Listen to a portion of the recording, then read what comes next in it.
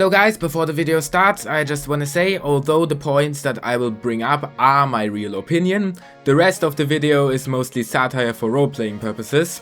So please don't harass the owner of the channel I'm responding to, because as far as I'm aware, they're even smaller than me, and that's not what I would like to stand for. So it will be exaggerated for role-playing purposes. Thank you very much. Let's start the video. Hello humans and demons alike, welcome to the cleanup. It's top of the hour and we're discussing the dangerous propaganda that has been spread by a channel called Why Are You Listening to Me? Well, we are going to find out why people listen and why the accusations towards Vox are false and dangerous. I know people praise Vox in Season 2 of Hazbin Hotel for being a great villain and having actual character, unlike in Season 1. But much like Prince Charming from Shrek, I think putting Vox in front and center as the Season 2's main villain was not a good idea.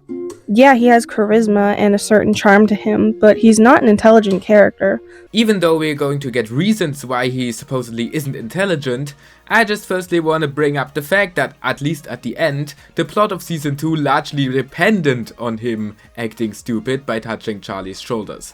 So, him acting stupid was a decision that was mostly made for the plot. Much like Cicada from The Flash, in order to make Vox actually intimidating and intelligent, they had to take away the intelligence of the other characters so Vox could actually look like the master manipulator, cult leader the show tells us he is. Well, maybe the other characters are acting stupid because Vox is a manipulator and knows how he gets people to act the way he wants. Everybody always praises Alistair for his master plan and genius manipulation of Vox, while his whole plan depended on manipulating Vox into acting stupid. But when the villain does it, it's a great problem, I guess. Now, some people may be asking how he's not exactly that. He did have all of Pentagram City wrapped around his finger. I mean, Vox Populi is a song in the show, and yes, I agree. Vox Populi is an excellent example of the show of showing us Vox is a master manipulator. So, we agree then. Great, let's wrap this up, people. Thank you for watching. But this is the only example, so I see it as an accident, to be honest. No, this isn't the only example at all. He not only manipulated all of Pentagram City, but also most of the other overlords, and manipulated Camilla into giving him the weapon he needed. So no, that wasn't the only example at all where he is shown as a manipulator. I don't know why you would come up with. Let's go over all the other countless times they stripped away what little intelligence the other characters had in order to make Vox the intimidating mastermind the show wants us to think he is. Okay, let's get the propaganda rolling. Example 1. Charlie, in order to boost her own ego about the hotel, calls up Vox, offering him an interview and a tour of the hotel. She is the one to initiate this, so she should have been ready, and on top of all of that, well aware Vox will do anything to make Charlie sound and look bad to damage the hotel's reputation. While I agree that Charlie acted a bit stupid there, that was also due to Vox manipulation. He and the other Vs were the ones provoking Charlie by launching the campaign against the hotel. They knew Charlie's flaws. She's literally the daughter of the embodiment of the sin of pride. So of course she is proud of the hotel and would react by trying to defend her project and prove that it worked. Charlie unfortunately can't get her head on straight and fumbles the interview, playing into Vox's hand and pushing his agenda, and makes everything worse. So yes, despite being the one to invite the V's to the hotel and having time to prepare, she acts like Vox just showed up at the door and tricked her. They kind of did that though. Charlie was visibly surprised by Vox and Velvet showing up so fast after she sent the invites, so I think she thought she would have had more time to prepare. What? You are never going to believe what? Oh wow, that was fast. Oh wow, that was fast. Doing this, though, would have made Charlie's massive fumble make sense. Vox catching her off guard would have us on Charlie's side and saying it was unfair for Vox to swoop in. Again, they kind of did that. I guess their point, but they kind of did, so. Bombardin already stressed out Charlie with loaded questions to make the hotel look bad. But instead, again, I cannot stress this enough, Charlie was the one who wanted Vox there. She didn't need to do that. She did it purely for her desire to prove the hotel works without any knowledge on what redeems a sinner. Yeah, And that's exactly the reaction Vox and the others would expect from her, given her character and that she is the daughter of the sin of pride. Example 2, that one Lucifer scene.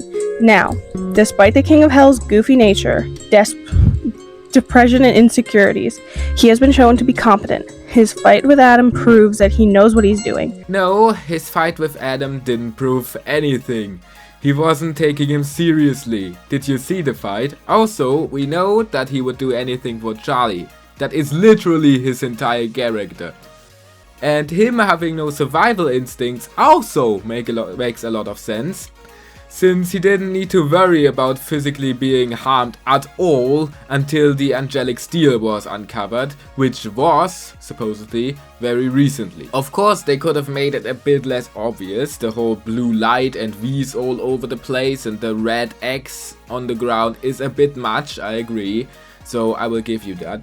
But again, that's another example of Vox manipulation. He knows the character's weaknesses and uses his abilities, in this case the voice changing, to exploit it and get him to do what he wants. That is literally what manipulation is defined to be.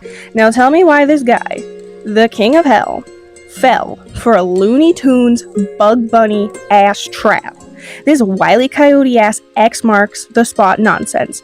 The season 2 finale is built on the fact Lucifer stepped on this X in the middle of a creepy, sketchy warehouse. The season 2 finale was also built on the fact that the main villain, and as you yourself admitted, at least being pointed at as a master manipulator, made one stupid mistake. But hey, when the villain does it, it's just master manipulation by the hero Alistair.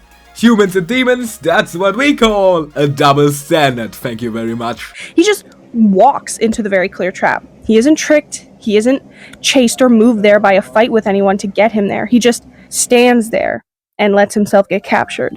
Now, I could be mistaken, but isn't there a rule in TV that if you have something happen solely so the story can progress, you should change it? Yes, but as I previously explained, this isn't out of character for Lucifer at all. Again, you're right, for the whole, as you called it, Looney Tunes aesthetic is a bit much, but the act in itself isn't out of character. Like a character who does or says something so ridiculous or out of character for the sake of moving this forward, because I swear I heard or read something like this somewhere like that.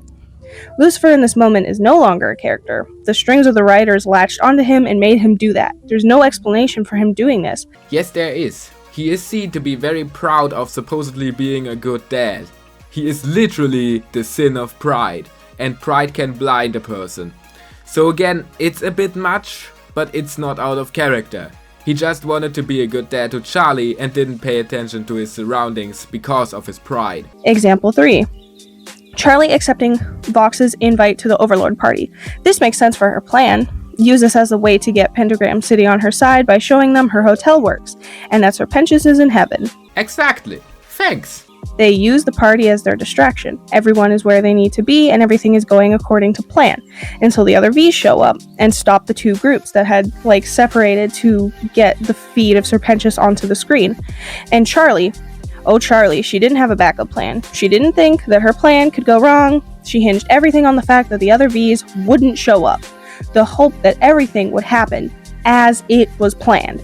Now, here's how it could have changed, so it doesn't make Charlie look like an idiot. We know human souls can pass through the portals that angels make. If Adam and Abel can do it, so can Pentious. So why didn't Charlie, who has an angel on her side, have her bring Pentious to hell for everyone to see? Charlie is optimistic by nature. At no point in the show do we see her not being optimistic that her plans will work. The whole premise of the show is her having the dream that redemption is possible despite having no evidence whatsoever.